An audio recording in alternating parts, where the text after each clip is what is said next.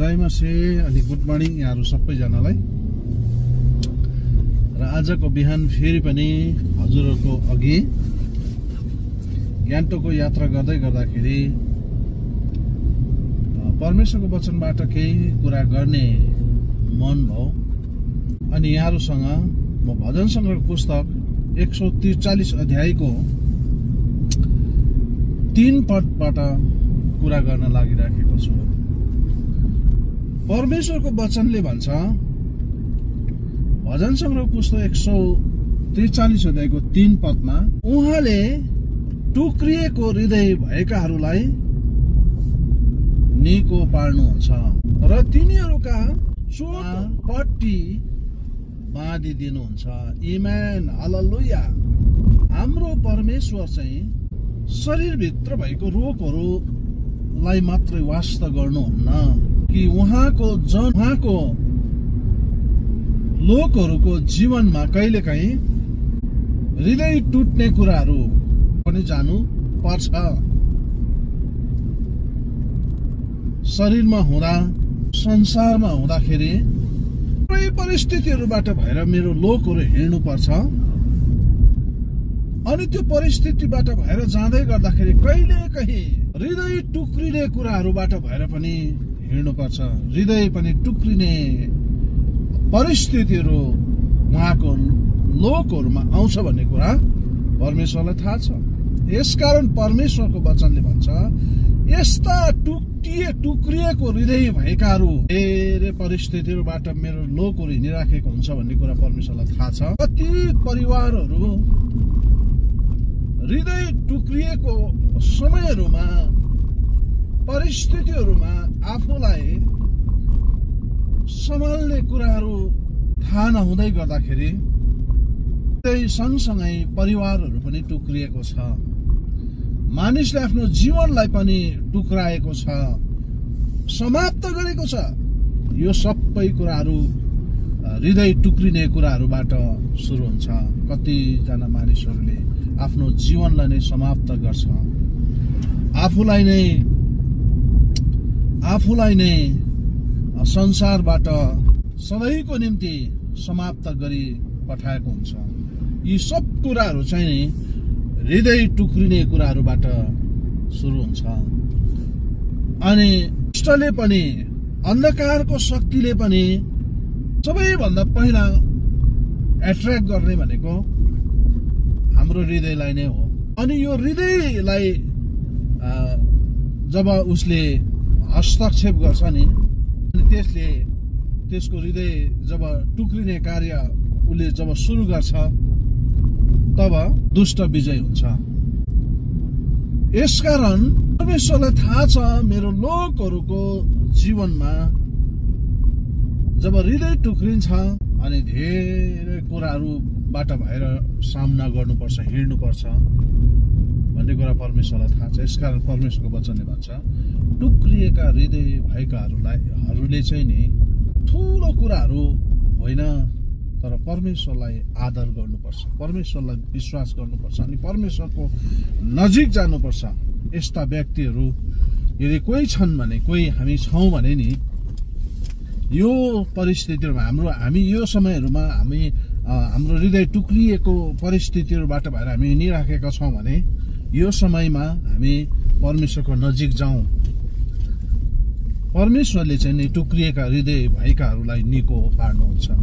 परमेश्वरले नि टुक्रिएका हृदय भएकाहरूलाई उहाँले चङ्गाई गर्नुहुन्छ, उहाँले निको पार्नुहुन्छ, शान्ति दिनुहुन्छ, आनन्द दिनुहुन्छ। अनि परमेश्वरले दिनुभएको शान्ति चाहिँ नि संसारले दिनु सक्दैन भन्छ, कसैले पनि दिन सक्दैन। यस्ता शान्ति दिने परमेश्वर हाम्रो परमेश्वर हुनुहुन्छ।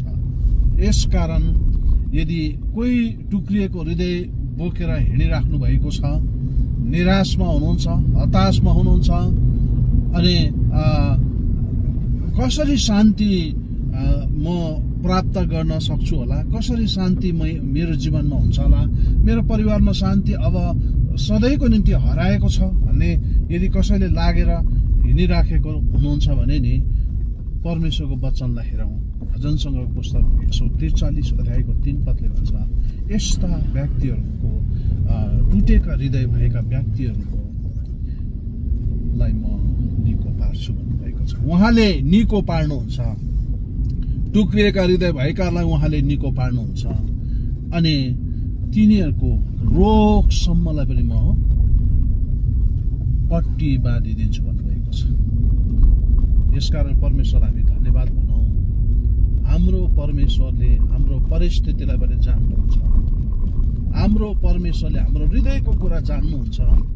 अहिलेसम्म हृदयलाई जाँच गर्ने कुनै पनि कुराहरू निस्किएको छैन, यस्ता तकनिकीहरू निस्किएको छैन अनि परमेश्वरले मात्रै हाम्रो हृदयलाई जान्नुहुन्छ, जाँच गर्न सक्नुहुन्छ अनि टुक्रिएको हृदय भएकाहरूलाई परमेश्वरले मात्रै निको पार्न सक्नुहुन्छ। धन्यवाद यहाँहरू सबैजनालाई। यो समय यदि कोही यस्ता परिस्थितिबाट भएर हिँडिराख्नु भएको छ भने परमेश्वरको वचनलाई अध्ययन गर्नुहोस्, परमेश्वरको वचन भित्र पस्नुहोस् अनि वचनले यहाँहरूलाई निको पार्नुहुनेछ। प्रभु, म प्रार्थना गर्छु यति बेला म यात्रामा छु, तर पनि म यो यात्रामा हुँदै गरेको समयमा भए पनि म यति बेला परमेश्वर तपाईँ जीवित परमेश्वरसित म प्रार्थना गर्छु।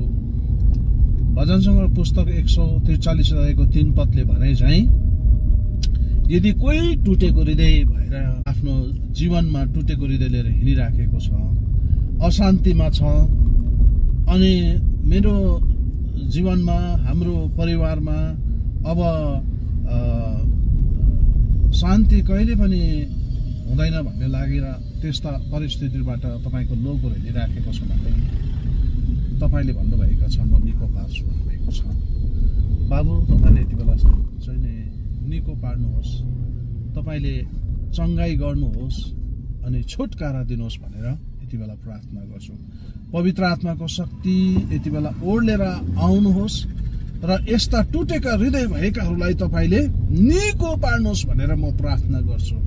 अशान्तिमा छ, फिक्रीमा छ, यदि कोही समस्याबाट भएर हिँडिराखेको छ, अभावबाट भएर हिँडिराखेको छ, रोगबाट भएर गुज्रिराखेको छ, रोगको कारण अशान्ति, फिक्री अनि अस्वस्थ छ भने पनि यति बेला निको पार्नुहोस्। तपाईँको वचनले भन्नुभएको छ म तिनीहरूको रोगहरूलाई पट्टी बाँधिदिन्छु भन्नुभएको छ।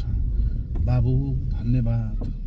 पवित्र आत्माको शक्तिमा यो बेला नयाँ काम गर्नुहोस् भनेर म प्रार्थना गर्छु। आजको बिहान पवित्र आत्मा तपाईँले यति बेला छुनुहोस् र निको पार्नुहोस् र चङ्गाई गर्नुहोस्, स्वास्थ्य दिनुहोस् भनेर प्रार्थना गर्छु। थ्याङ्क यू लर्ड सबै कुराको लागि। आजको बिहान तपाईँ मसँग हुनुभएको लागि, मेरो साथमा हुनुभएको लागि, मेरो यात्रामा सफल दिनुभएको लागि तपाईँलाई धन्यवाद। म प्रार्थना गर्छु फेरि पनि टुटेका हृदय भएकाहरूलाई निको पार्नुहोस् भनेर। धन्यवाद, धन्यवाद येशू, तपाईँको नाउँ